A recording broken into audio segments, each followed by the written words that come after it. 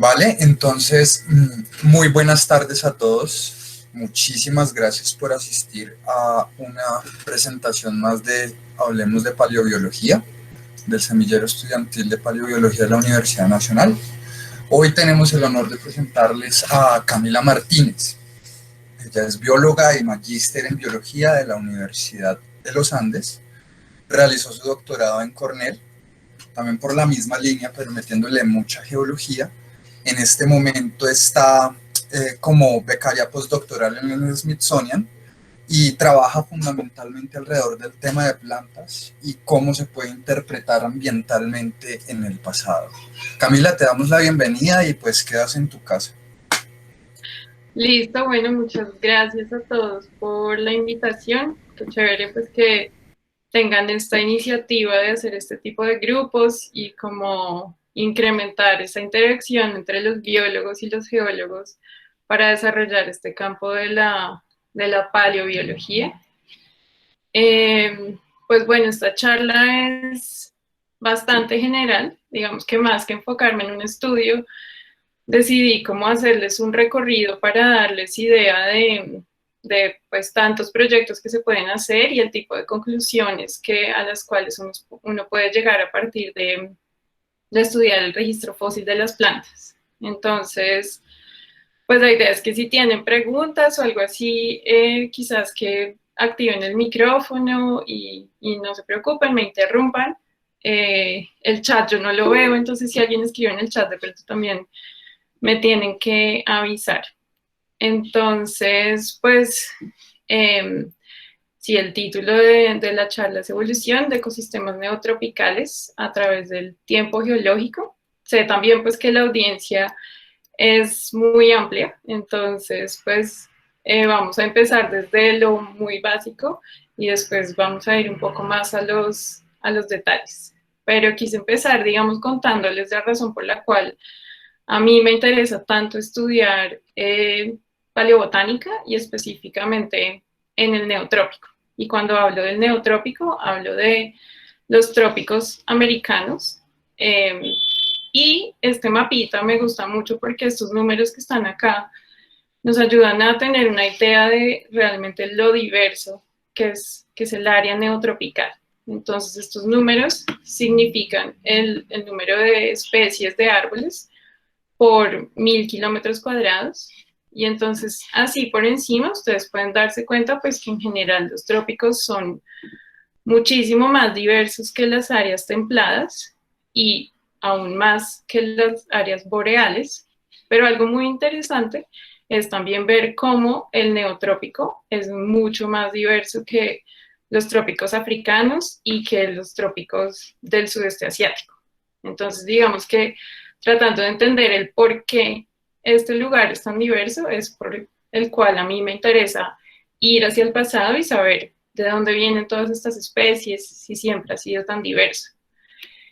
Y por otro lado, también me interesa mucho la paleobotánica porque me permite también cómo reconstruir el clima en el pasado.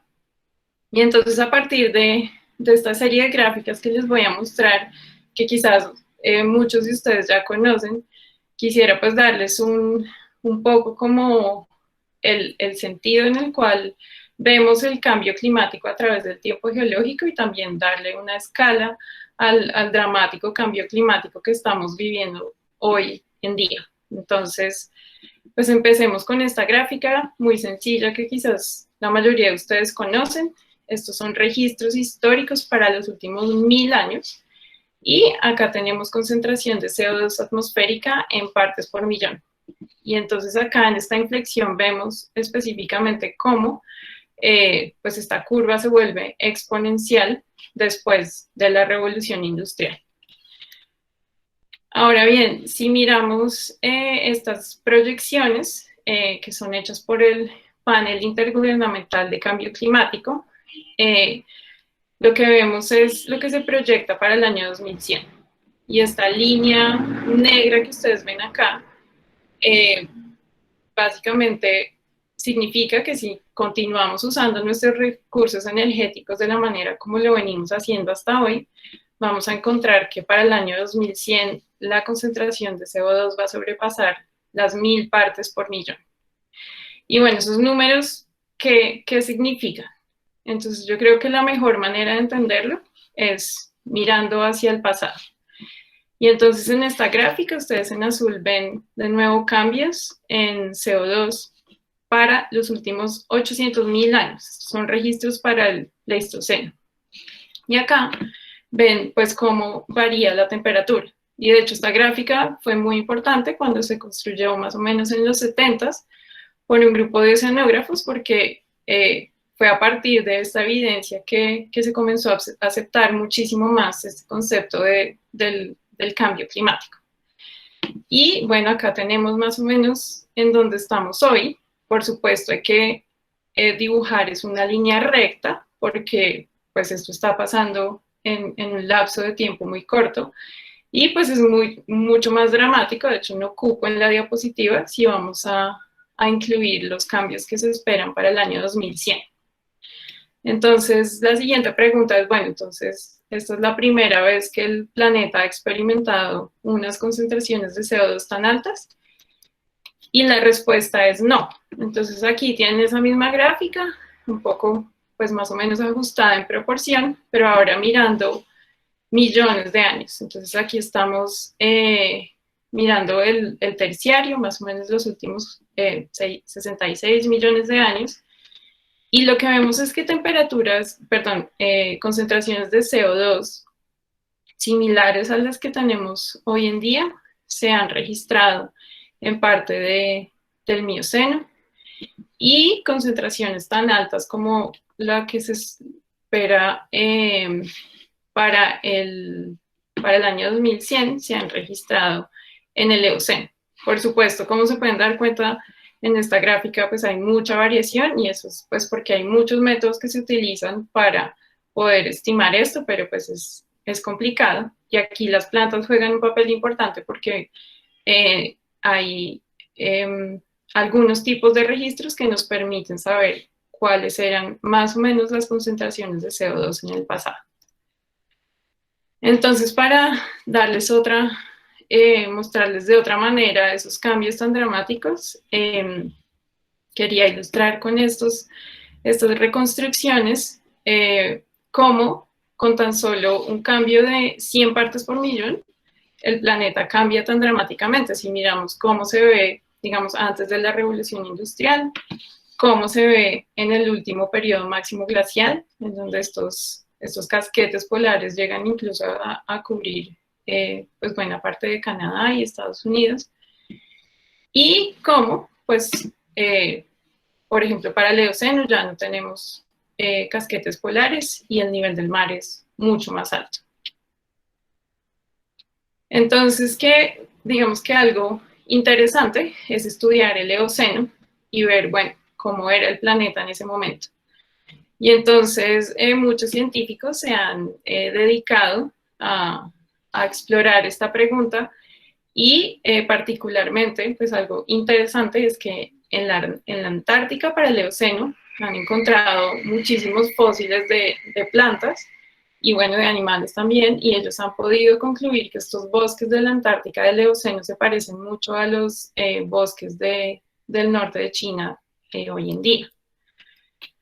También si uno se va al norte, a Alaska, más o menos a 60 grados de latitud norte, uno ve que se han encontrado registros incluso de palmas. Y las palmas son plantas que no resisten eventos de congelación prolongados, lo cual implica pues que esta zona tan norte tenía que tener unas temperaturas promedio anuales de más o menos, de al menos 10 o 15 grados centígrados. Entonces, digamos que viendo esto, junto con los registros de la Antártica, uno se pregunta, bueno, pues si en los polos estaba haciendo tanto calor, ¿qué estaba pasando en el trópico? Digamos que si uno piensa que el gradiente de temperatura era igual al que tenemos hoy en día entre los polos y los trópicos, que es más o menos de 30 grados centígrados, y si aquí estamos a 10, eso implicaría que acá estamos a 40, 45 promedio.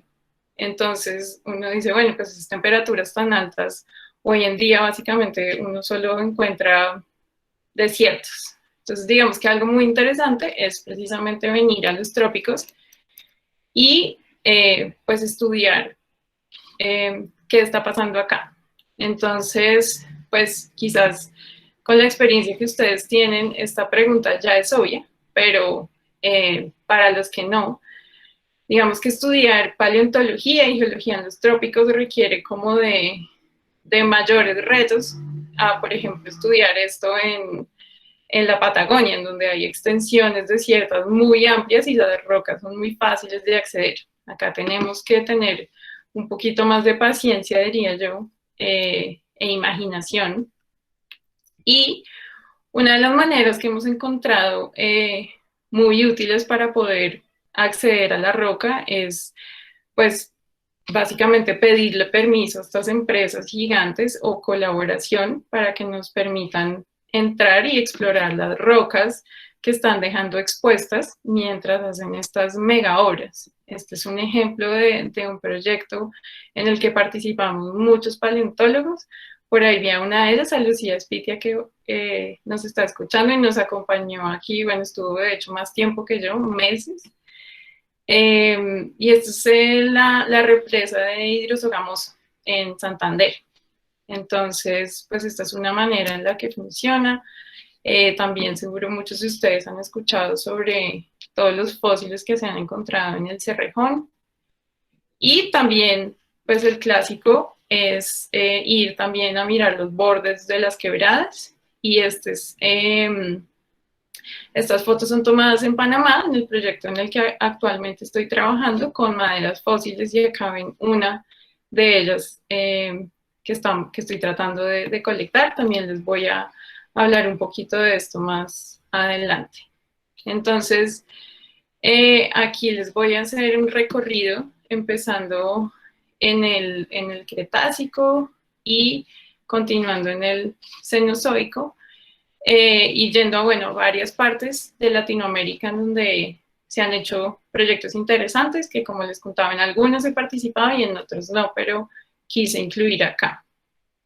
Entonces, primero lo más básico, ¿no? ¿Qué tipo de fósiles buscamos? Entonces, hay dos grupos principales, o hay dos grupos, los macrofósiles y los microfósiles. En cuanto a los microfósiles, tenemos el polen, que lo producen las angiospermas o plantas con flor, o las gimnospermas, que son, por ejemplo, las coníferas, los pinos, las araucarias, y lo otro son las esporas, que son producidas por los helechos. Aparte, tenemos los macrofósiles, que entonces pues, pueden ser de hojas, frutos, semillas y flores. Y acá tenemos tres tipos principales de preservación. Una que son las permineralizaciones, que pues aplica casi siempre para maderas o también semillas. Y aquí, en pocas palabras, lo que pasa es que los minerales entran a reemplazar la materia orgánica o a llenar los espacios celulares y a permitir que se preserve también algo de esa materia orgánica, y que como resultado tengamos una preservación tridimensional en el que uno puede ver las células. Tenemos también impresiones, que es como cuando se queda la hoja y deja la huellita, y compresiones, que es en donde alcanza a quedar comprimida esa materia orgánica. Entonces, esta foto tan bonita que les puse al principio es de un fósil de la formación Guaduas, en donde la cutícula se preservó. Y la cutícula es una capa que tienen las hojas que digamos que no permite que la planta pierda tanta agua, es una capa lipídica y es muy resistente al decaimiento. Por eso es a veces fácil encontrarlas. Entonces, digamos que en una sola diapositiva, para contarles un poco acerca de la evolución de las plantas, encontramos que las primeras plantas terrestres surgen en el Silúrico y luego se diversifican un poco más en el Devónico. Y en el Carbonífero hay una gran explosión, surgen muchos grupos de pteridofitas o helechos y también de gimnospermas, que era el grupo que les decía que abarca, por ejemplo, las coníferas.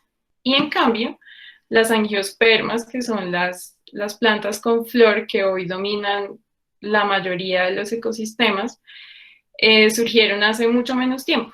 Entonces es muy interesante venir al Cretácico y especialmente al Cretácico de los trópicos, porque es en los trópicos en donde hoy tenemos más especies, para ver, bueno, cuándo surgen realmente las angiospermas, cuáles son esos grupos más diversos. Entonces,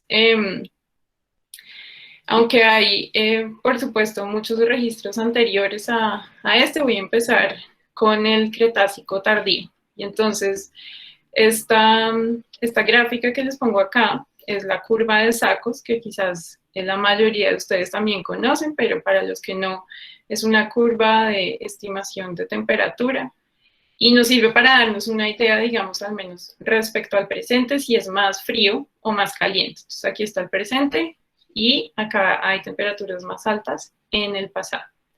Entonces, en el Cretácico, más o menos, por aquí está la temperatura, donde está la estrellita, relativamente alta respecto al presente.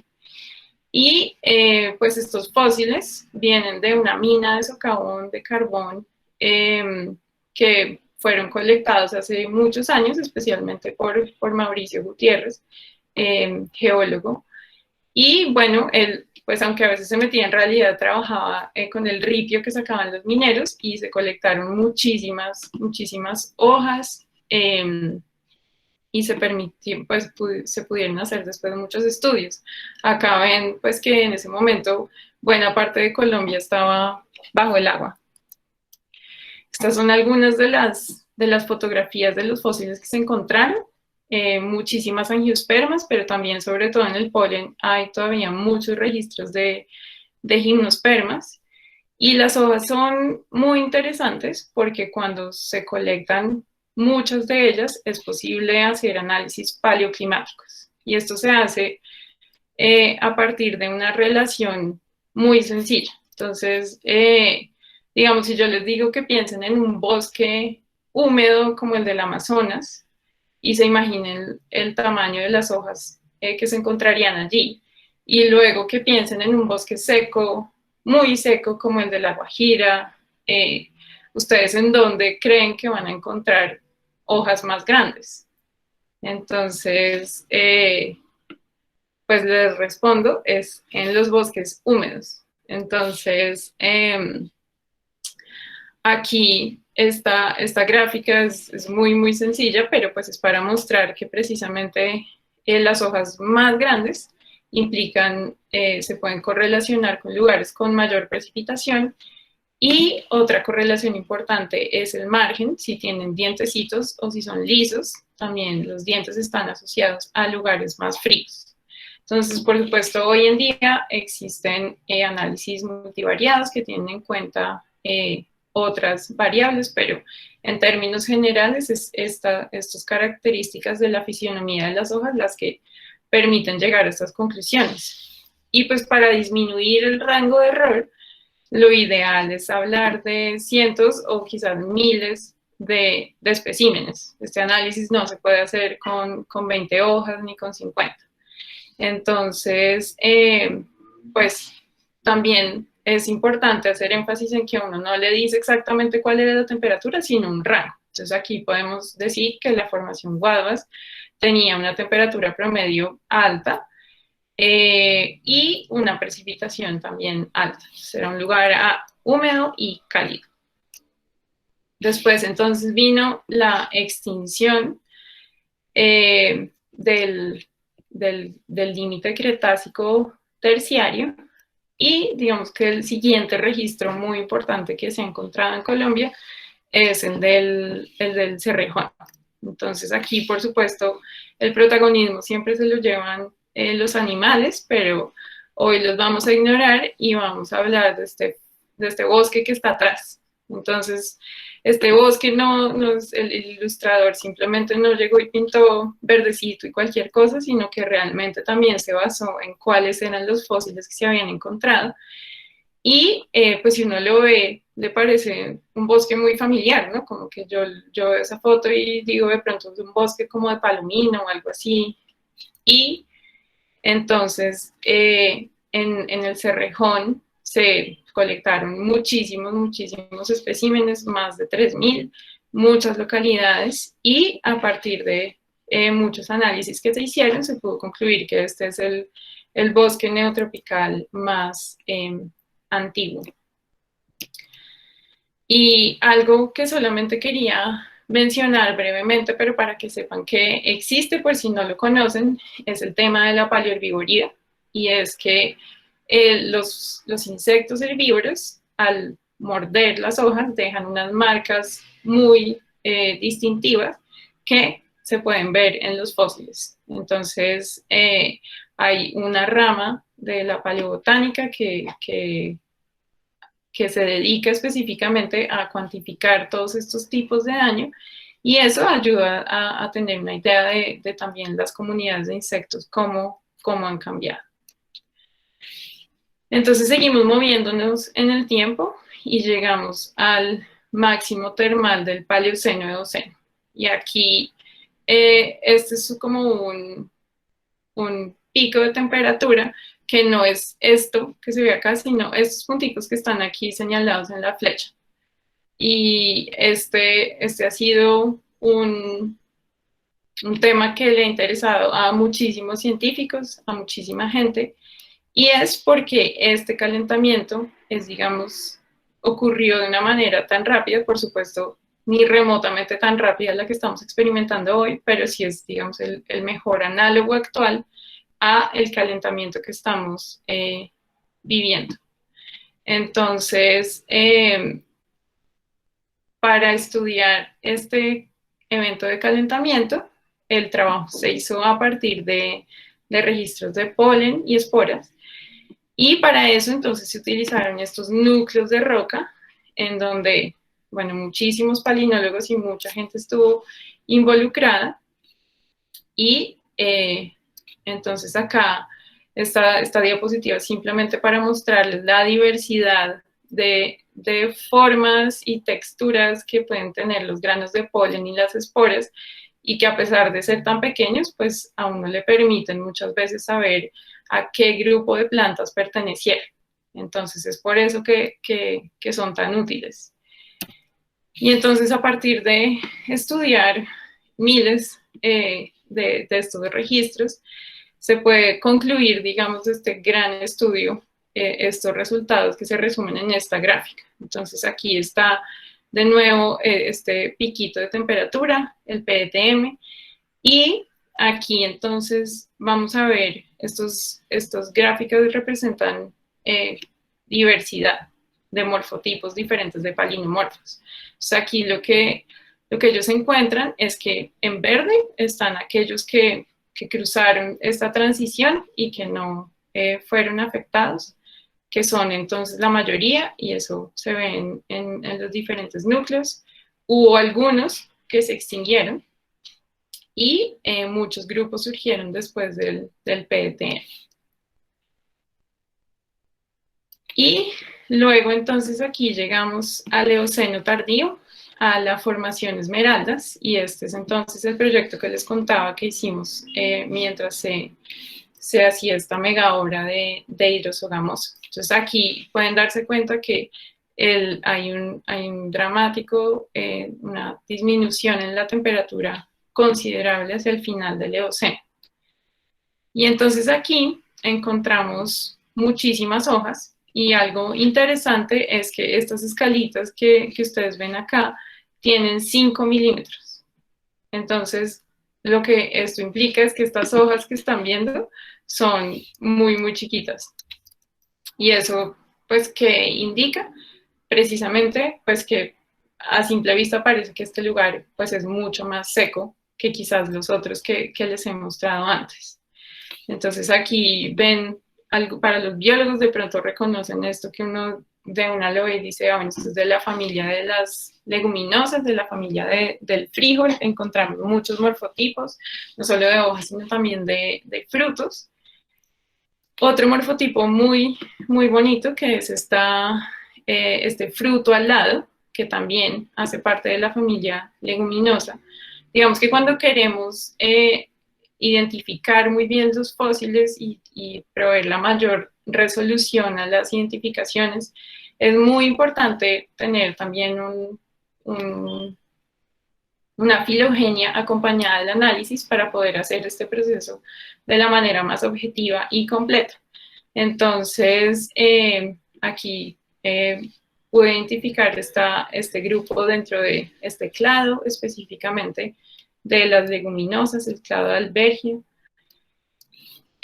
También un registro muy bonito y muy importante fue esta semillita que hace parte de la familia del maracuyá, de la subfamilia Passifloroideae. Y aquí pues se pueden dar cuenta, este es el fósil, así es como se ven hoy en día, y también el análisis filogenético para poder concluir esto. Actualmente estoy trabajando con una experta en Solanaceae, en también describir este frutico, que parece ser pues muy similar al de las uchuvas, ¿no? Entonces también es mucho más complejo este grupo, pues porque es muy diverso, y entonces pues por eso el tamaño de esta filogenia. Y algo interesante que todavía está por hacer, porque cada una de estas cosas lleva mucho tiempo, es mirar las cutículas. Entonces, como les contaba, las cutículas tienen como, dejan la marca de los estomas y también de las células de la epidermis. Y eso es muy útil y se puede ver de una manera relativamente sencilla bajo microscopía de fluorescencia. Por eso es que aquí se ven como verdes. Pero todos estos que están acá son estomas y pues lo que queremos hacer pronto es usar estos métodos que modelan muchísimos datos de muchísimas plantas y correlacionan estos caracteres anatómicos de la cutícula, índices estomáticos, también datos de isotopía de delta C13, para poder tener un estimado de concentraciones de CO2 atmosférico, que sería muy interesante para este momento del Eoceno tardío y específicamente en los trópicos.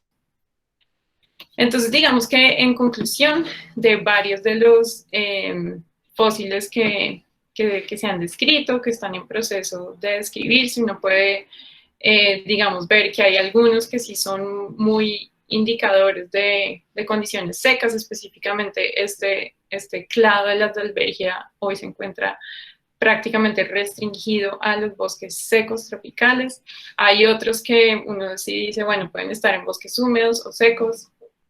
Y bueno, tenemos el registro de las hojas que nos indica también registros secos. También estamos analizando ahorita los datos del polen. Pronto esperemos que esto salga publicado, pero también el polen nos está dando indicaciones de que este lugar era seco, y lo que estamos concluyendo hasta este momento es que este podría ser el primer registro de un bosque seco tropical en bajas latitudes, porque curiosamente se han registrado estos bosques en latitudes altas en Norteamérica, pero este sería el primero en latitudes bajas y con un registro muy completo tanto de macrofósiles como de microfósiles. Y como se pueden dar cuenta en este mapa, ven la distribución actual de los bosques secos. Entonces, pues para que vean que aunque son quizás un poco menos protagónicos, porque no siempre escucha de los bosques húmedos y del Amazonas, realmente ocupan una extensión muy amplia, y entender, digamos, cómo evolucionaron y en dónde, pues es muy interesante, y eso es algo que se puede hacer a partir del registro fósil. Y bueno, ahora demos un salto geográfico, nos vamos a Perú, y también un salto temporal, nos vamos a saltar todo el Oligoceno. Hasta ahora no he tenido la oportunidad de trabajar con fósiles de esta edad, pero esperemos que pronto. Y entonces este proyecto fue muy interesante y la publicación salió hace poco. Y fue muy interesante porque aquí pues pudimos recopilar datos paleobotánicos de diferentes fuentes, microfósiles y macrofósiles de madera y de hojas. Y específicamente estábamos en este lugar que es el Altiplano Central Andino, que está en promedio a 4.000 metros de elevación, Y el ecosistema que domina actualmente esta área es esta puna, que es un lugar muy seco dominado por pastos y uno que otro arbusto, mucho menos diverso, digamos, que los páramos que están en el norte.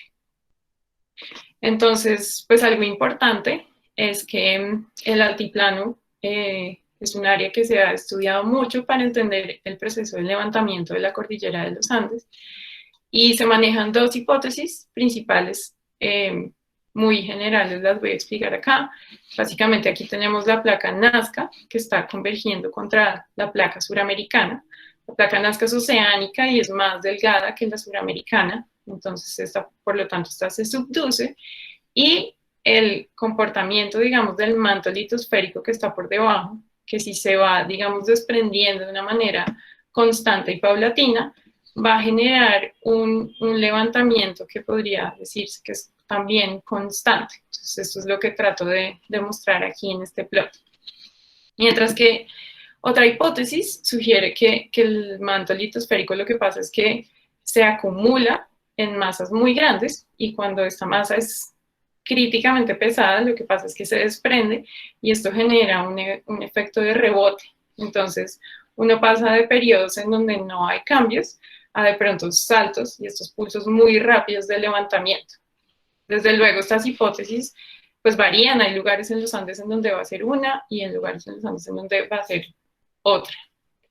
Entonces acá, pues como les contaba, en el altiplano encontramos muchísimos fósiles, y quizás este fue el que más nos llamó la atención, que es este árbol gigantesco, pues que contrasta completamente con el ecosistema actual.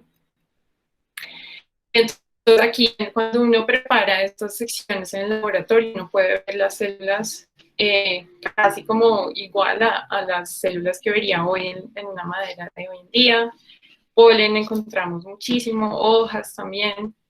Y entonces lo que hicimos fue tratar de identificar todos estos fósiles y luego recopilar toda esta información de los parientes más cercanos actuales y ver hoy esas plantas en dónde están distribuidas. Entonces, para eso nos apoyamos de bases de datos muy grandes, en donde están las ocurrencias de las especies y también datos climáticos que logramos recopilar, y luego haciendo análisis estadísticos.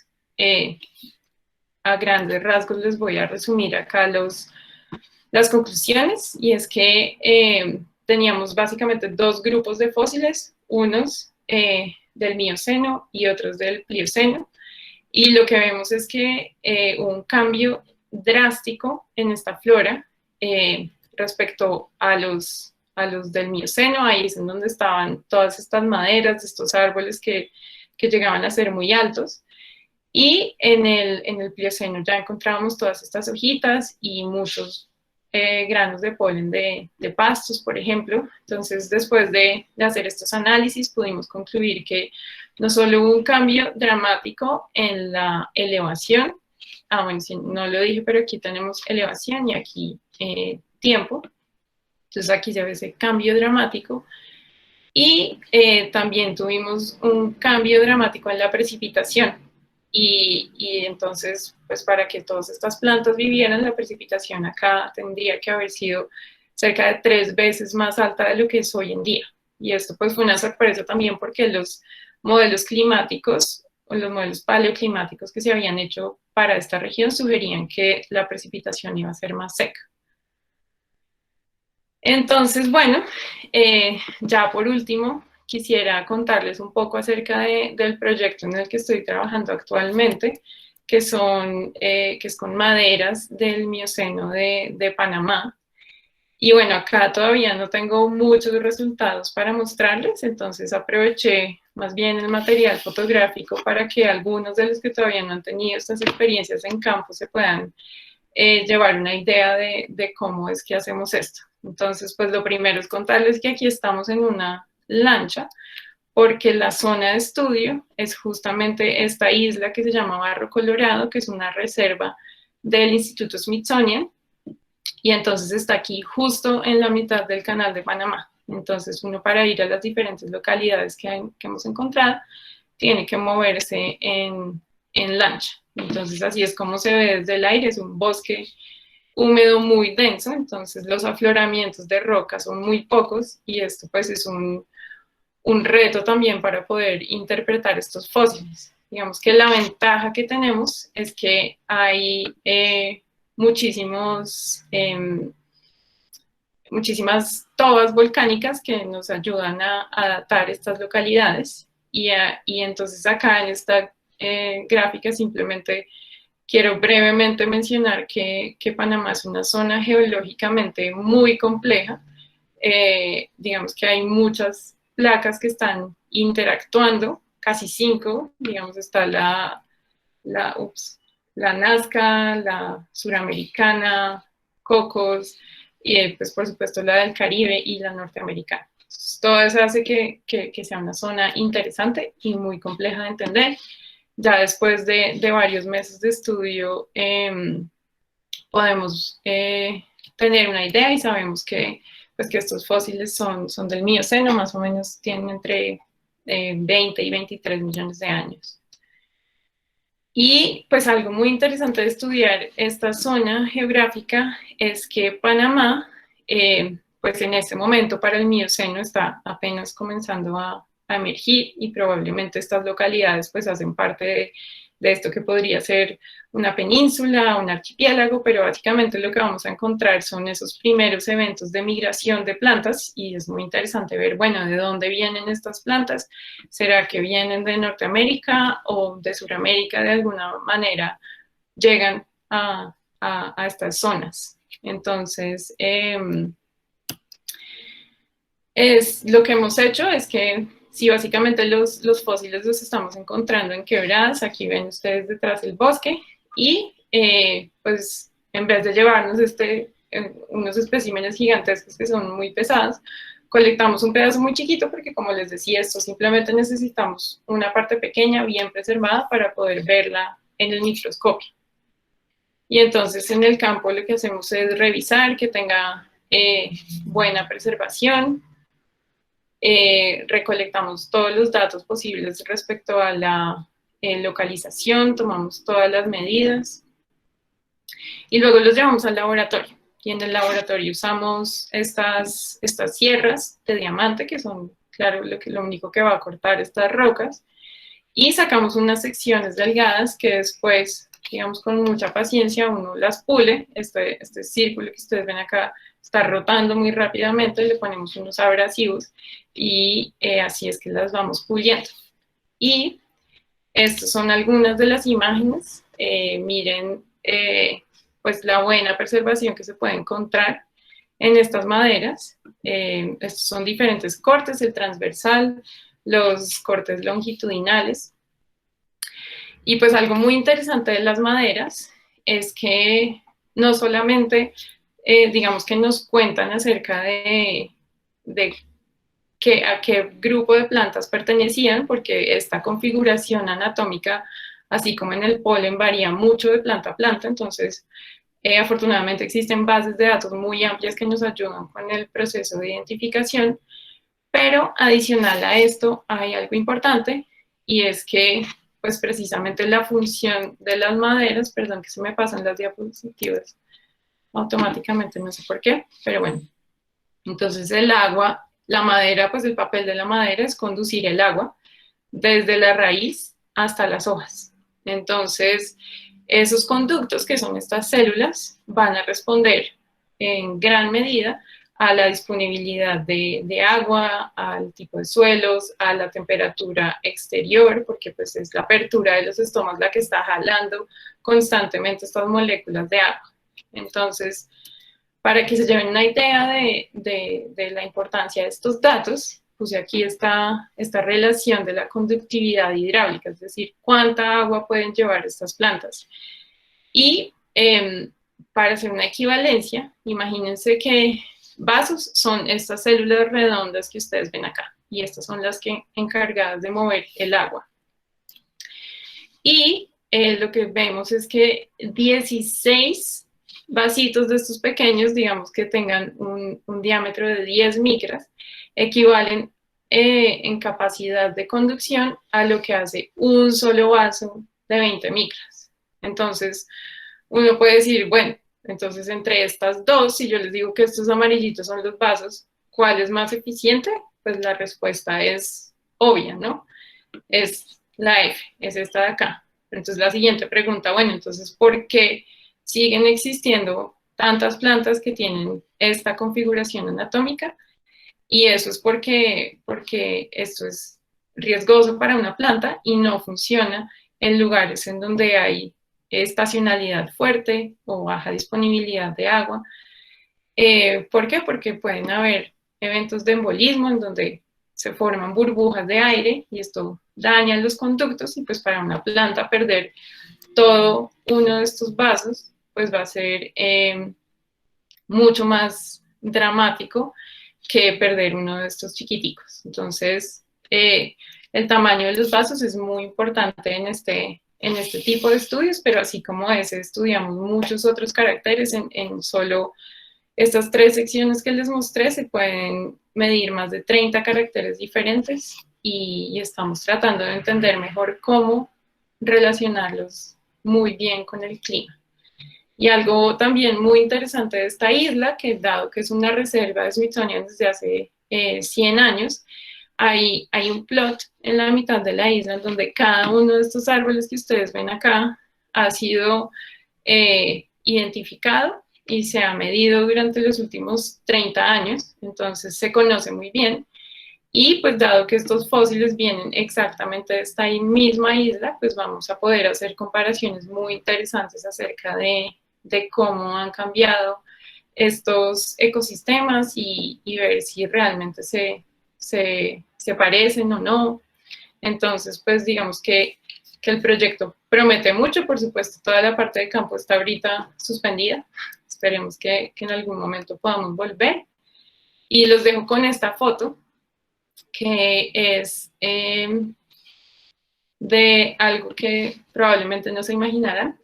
Esto parece una araña, ¿no? Como con huevos acá, pero en realidad son los haces vasculares de una palma. Entonces, también es fósil. Entonces, pues, a mí me parece que se ven muy lindas, pero juzguen ustedes. Y, pues, por último, yo creo que este sobra porque todos lo deben conocer en esta audiencia, pero por si no, los invito a que descarguen este libro de hace tiempo sobre la paleontología de Colombia, y si tienen preguntas, bienvenidas. Muchísimas gracias, Camila. No, con gusto. Espectacular la presentación. Tenemos una pregunta de Arnold Cardoso Rueda. Buenas tardes, doctora Camila. 2 preguntas, son 2.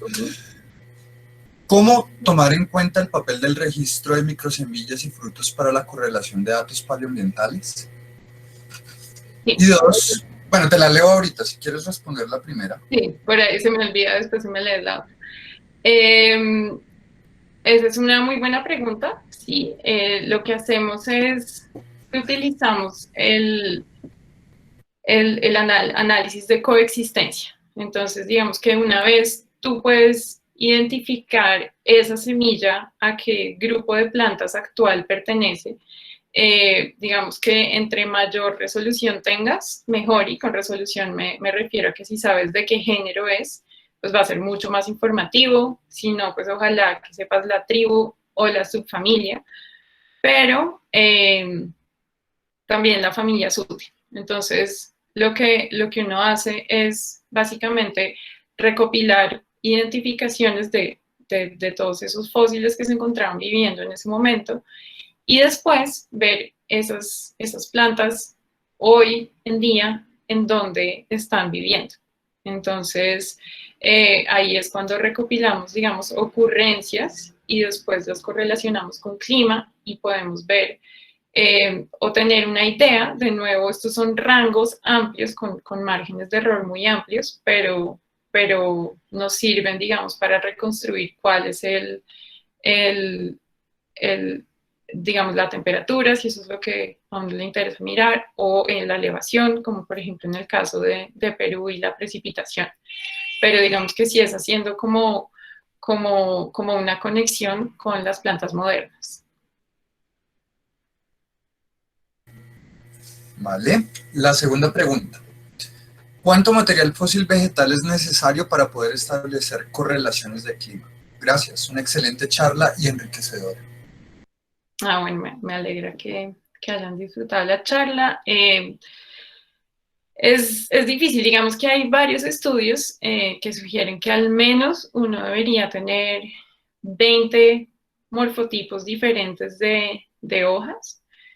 Eh, Casi siempre digamos que, pues que uno ve que estas reconstrucciones se hacen a partir de tener más o menos 500 registros al menos, pero digamos que mi invitación es siempre a ser como muy moderado pues con estos métodos, sobre todo a la hora de concluir. Digamos que si uno solamente tiene 500 hojas, que pues ya es harto, e hizo un proceso de curación muy detallado en donde las asignó a morfotipos, las describió con muchísimo cuidado y hace estos análisis de paleoclima, pues digamos que siempre te van a arrojar un resultado. Entonces es como más a la hora de concluir, digamos, decir con claridad, bueno, aquí tenemos estos datos que podrían complementarse si en el futuro se pueden recolectar más muestras, pero nos indican hasta el momento que estamos viendo un lugar seco o húmedo. Y digamos que algo que a mí me ha parecido, digamos, muy útil para abordar estas reconstrucciones de los ecosistemas es usar tantas como se puedan fuentes de información. Entonces, digamos que para el caso de Perú, usamos, digamos, también la altura de este árbol gigantesco que podíamos encontrar, porque sabemos que árboles tan altos no crecen arriba de cierta elevación. Y después complementamos eso con lo que el polen nos decía y lo que los macrofósiles nos decían. Entonces, yo creo que como hay tanta incertidumbre, digamos, tanto ruido tafonómico, y cada uno de estos tipos diferentes de fósiles, digamos que tienen procesos tafonómicos tan diferentes, si uno logra, digamos, complementar estas fuentes de información diversas entre muchos otros sí, fuentes de información, entonces va a poder hacerse una idea un poco más mejor soportada de cuál era, sí, el pasado o la reconstrucción. Excelente. Muchas gracias por la respuesta. María Patricia Torres Hernández pregunta, buenas tardes, doctora Camila. ¿La isla donde se realizan los estudios actualmente es de origen volcánico? Sí, aquí es lo que está favoreciendo que, bueno, no, primero aclarar. Esta isla es isla porque es artificial. Entonces, realmente, esto se volvió una isla cuando inundaron toda esta región, cuando estaban construyendo el canal de Panamá. Entonces, anteriormente, esto era pues tierra continua. Y fue cuando se inundó que solamente las partes que estaban, digamos, más altas, pues no quedaron sumergidas. Entonces, ya yendo a la parte volcánica, sí, toda esta actividad volcánica de la región, digamos que favoreció que estos árboles quedaran depositados porque había movimientos dáricos o de caída de cenizas que pues proporciona una cantidad considerable de sedimento que favorece la preservación de las maderas. Pero sí, como tal, no es que la isla sea de origen volcánico, sino que es como una mezcla de todos estos procesos que estaban ocurriendo en este momento. Gracias. Franco Anderson Quispe Vidal pregunta, buenas tardes, doctora Camila, excelente presentación. De la misma manera que planean identificar de dónde provienen las plantas en Panamá, ¿se ha determinado en el altiplano en su último artículo de dónde proviene la vegetación antes del levantamiento de 2000 metros? Gracias. Esa es una buena pregunta. No nos enfocamos en esta parte biogeográfica.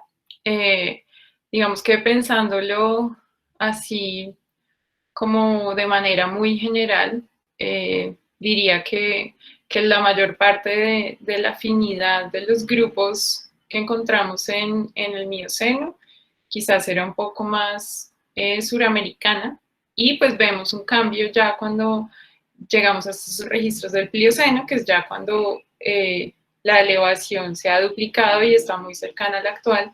Ahí ya hay varios grupos que probablemente son más laurásicos, pero muy buena pregunta, y eso es algo que se puede hacer y no hicimos. Vale, muchas gracias. Camilo Regifo Sánchez. ¿Se han realizado muestreos o trabajos de este tipo en el Pacífico colombiano?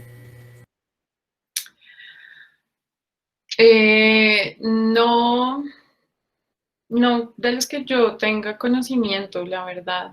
Yo creo que es un área muy poco explorada, pero pues no por ello implica que no haya fósiles, y yo creo que para mí fue como una muestra de lo abundante que puede ser el registro fósil cuando comencé a involucrarme en este proceso, en este proyecto de Panamá, porque, como les contaba, esta reserva pues existe hace 100 años, y desde hace 100 años hay un montón de biólogos que caminan de un lado a otro de esa isla, y les pasaron por encima los fósiles. Hay cientos de fósiles, y hay unos que son gigantescos.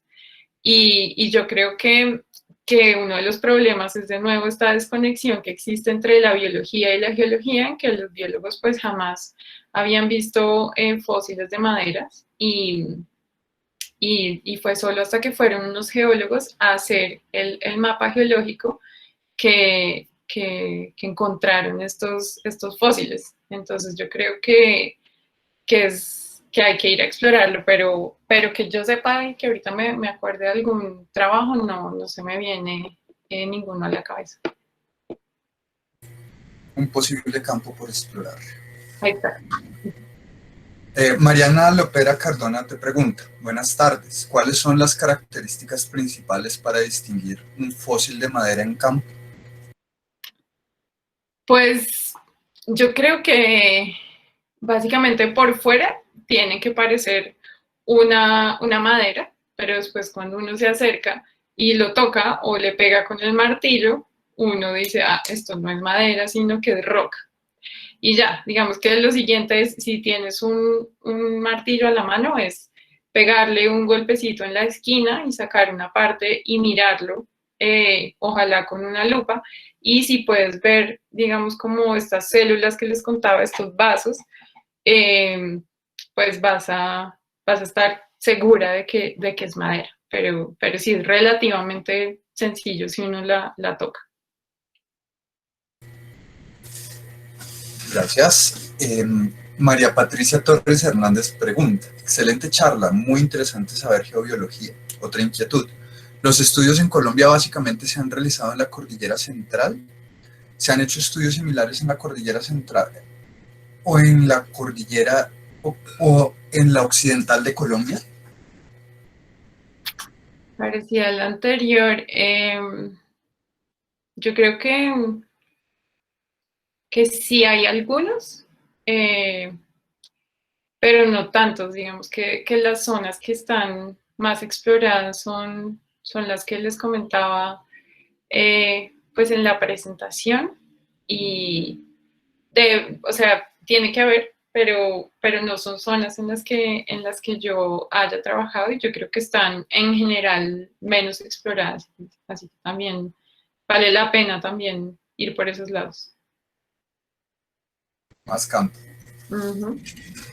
Luis Martínez, buenas tardes, doctora Camila. Con relación a las células de la madera, ¿es posible relacionar el tamaño de las células conductoras fosilizadas con la disponibilidad de agua cuando el organismo estaba vivo? Sí, esa es una muy buena pregunta. Digamos que es el tamaño de las células un muy buen indicador de la precipitación o de qué tan húmedo era. También hay unas células que se llaman el parénquima, que sirven para almacenar, que también cuando son abundantes, hoy en día se encuentran en árboles que están en zonas mucho más húmedas. Entonces, digamos que que hay varios caracteres que llamamos rasgos funcionales que nos van a estar dando información acerca de la precipitación de este lugar. Entonces, sí, es la pregunta básicamente se puede resumir con un sí. Súper interesante. Muchas gracias por la pregunta y por la respuesta. Tengo entendido que tú a las 3 tienes algo que hacer. Ya faltan 4 minutos. Entonces, si quieres, Bueno, dejamos. pues si tienen más preguntas, o sea, pues llegar un poquito tarde. Si hay más preguntas, las puedo responder. Vale, sí hay algunas más. Entonces, yo te voy leyendo y tú me avisas, ¿vale? Sí, ¿Está dale. bien? Ajá. Listo. Joaquín Zamora pregunta, Camila, ¿es posible hallar muestras de ámbar en sus áreas de estudio en Panamá y así tal vez poder correlacionar con los demás datos?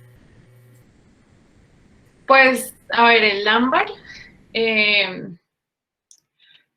es una resina fósil, básicamente, ¿no? Entonces, el ámbar es común en el Cretácico, por ejemplo. Hace poquito estuvimos en Ecuador visitando una mina en la que habían encontrado mucho ámbar y queríamos ver qué aparecía y no encontramos nada. Y eso que estaba lleno de ámbar. Pero entonces a lo que voy es que en el Cretácico hay varios grupos de gimnospermas, de coníferas muy abundantes que generan esta resina y esa es la que se fosiliza. Entonces, sabemos pues que hay otros lugares en donde se han encontrado mucho ámbar también en el terciario que viene de otras plantas, probablemente de algunas leguminosas, pero el ámbar es como muy caprichoso, digamos que no es tan fácil encontrar una reserva de ámbar. Entonces, pues podría ser si contáramos con mucha suerte, pero hasta ahora en Panamá no hemos encontrado registros. Entonces, pues estamos tratando de ver si conseguimos polen. De hecho, tenemos ya varias como localidades en donde hemos podido procesar algunas muestras y nos han mostrado polen, pero el ámbar sí es mucho más complicado de encontrar. Gracias. Uh-huh. María Alejandra Rojas Granada pregunta, hola Camila, ¿tener grados de venaciones mayores en una impresión foliar me podría indicar algo paleoecológico o algún otro dato? Pues digamos que la venación la densidad de venación ha sido algo que se ha estudiado un poco más en términos evolutivos, porque lo que se ha visto es que más o menos a medida que las plantas se están volviendo más complejas y digamos que han evolucionado más las angiospermas, se ve como que la densidad de venas aumenta. Ahora, hay digamos que muchos estudios que tratan de entender si esto se puede correlacionar directamente con una mayor capacidad fotosintética. Y digamos que en principio faltaría como que hay mucho ruido y hay muchas variables que están interactuando, entonces no es una correlación más directa. Digamos que encontrar hojas con alta densidad de venas no es necesariamente correlación de algo climáticamente de cierta manera, pero sí, digamos, pasa que si uno se va al Cretácico medio es más, o superior, es como más frecuente encontrar hojas con baja densidad, en angiospermas incluso, así la comparas con hojas del Mioceno, pero sí es una correlación bastante compleja. Muchas gracias. Manuel Robledo. Buenas tardes, Manuel Robledo, desde Corrientes, Argentina. Soy ignólogo especializado en el análisis planta-insecto fósiles, así que me quedé con esa información que diste, Camila. Todavía no hay estudios sobre interacciones en el cerrejón. En el trabajo de Wing se publican unas hojas muy buenas que a simple vista se observan trazas. Excelente presentación y felicitaciones por tu último paper, muy completo.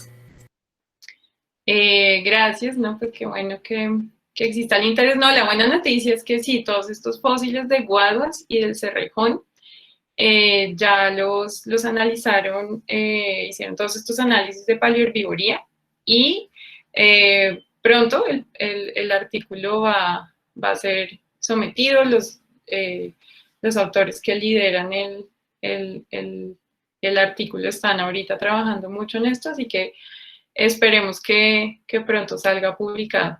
Y así, y ahí yo creo que se enterarán, porque sí, los resultados son muy interesantes y sobre todo ver qué cambios ocurrieron cuando se compara la flora de Guaduas con la del Cerrejón, que era la del Cretácico, y la del Paleoceno. Pero sí está por verse. Muy súper interesante. Uh-huh. Gracias por la pregunta, Harold. No, discúlpame. Harold Jiménez hace la siguiente pregunta. Buenas tardes. La formación Guaduas tiene un rango de temporalidad de Cretácico superior a Paleoceno. ¿En sus trabajos han podido observar un cambio de la diversidad vegetal en la formación? Ahora sí, gracias por la pregunta, Harold. Sí, yo creo que acá en la audiencia hay alguien más capacitado para responder esa pregunta. A ver si él es Felipe de la Parra y él es palinólogo y yo creo que si está interesado y si nos está escuchando todavía, quieres activar el micrófono y responderle, Felipe. Adelante, Felipe, sería bueno escucharte.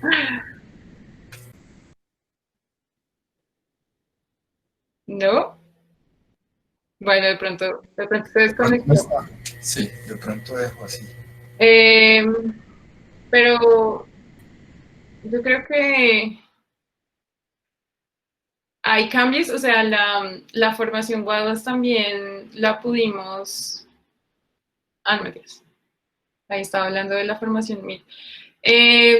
Yo pensaría que justamente este afloramiento en donde se han colectado todas estas hojas, eh, digamos, no es continuo y no atraviesa todo el KT que habría sido lo ideal. Creo que solamente en el Cerrejón hay una parte que precisamente estudió Felipe de la Parra y por eso le estaba preguntando, en donde probablemente sí se observaron esos cambios, pero en Guaduas creo que no, pero pues de nuevo no estoy segura. Pero buena pregunta. Vale, muchas gracias de todas formas. Franco Anderson Quispe Vidal. Pues mi pregunta, doctora Camila, ¿en el trabajo que viene realizando en Panamá también tendrá implicancias en la determinación del inicio del cierre del Istmo? Gracias. Yo creo que lo interesante ahí es ver cómo era el ecosistema, porque pues no nos va a proporcionar más información geológica, sino biológica, porque una de las hipótesis que se ha manejado, digamos, para poder entender por qué los animales de Norteamérica no cruzaron a Sudamérica sino hasta hace 3 millones de años, y quizás ya era un sistema de archipiélagos en donde podría haber habido migración, es porque en realidad el ecosistema era un bosque muy denso que no facilitaba la migración. Y yo creo que entender y reconstruir mucho mejor estos ecosistemas nos va a ayudar a entender pues toda esta fauna que se comenzó a describir de cuando se hizo la ampliación del canal, en qué tipo de ecosistemas vivía, porque pues las edades son relativamente similares. Entonces,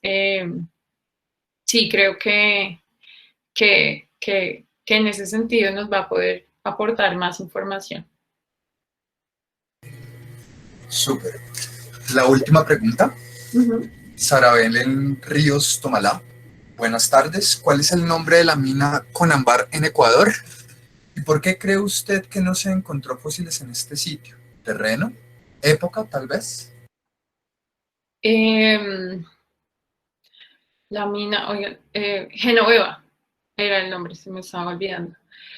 Es una mina chiquitica, pero el señor era muy amable y tenía curiosidad, entonces quería colaborar. Y no sé, el proceso con el ámbar es complicado, quizás las temperaturas en las cuales pues ocurrió todo este proceso de fosilización, hizo que pues la materia orgánica quizás no resistiera. Quizás la vegetación no era tan abundante, era monotípica y solo eran estos árboles que generaban esta resina, aunque yo creo que la respuesta es más tafonómica porque el ámbar era muy abundante y estuvimos mucho tiempo tratando de encontrar algo y no se encontró. Entonces, sí, digamos que todavía tenemos varias preguntas al por qué, porque realmente pensamos que sí íbamos a encontrar, pero sí, eso pasa mucho en la paleontología también, no encontrar nada. Así es. Excelente, muchísimas gracias Camila, tanto por la presentación como por la jornada de preguntas y de respuestas. Reitero que es un honor tenerte acá, muy chévere que tengas la disposición de compartir tu conocimiento. Y pues nada, invitarte a ti y a los demás a que por favor asistan a las charlas que se vienen. En 8 días tendremos la participación de otro experto en otro tópico. Y nada, esperamos que estén bien, cuídense mucho y estamos conversando. Gracias, doctora. Sí. Que estén muy bien. No, muchísimas gracias a todos por la invitación y pues qué bueno que exista tanto interés en estos temas y ojalá podamos seguir interactuando de diferentes maneras. Y gracias a todos por los comentarios. Vale, muchas gracias. No olviden nuestras redes sociales y visiten nuestra página, tanto el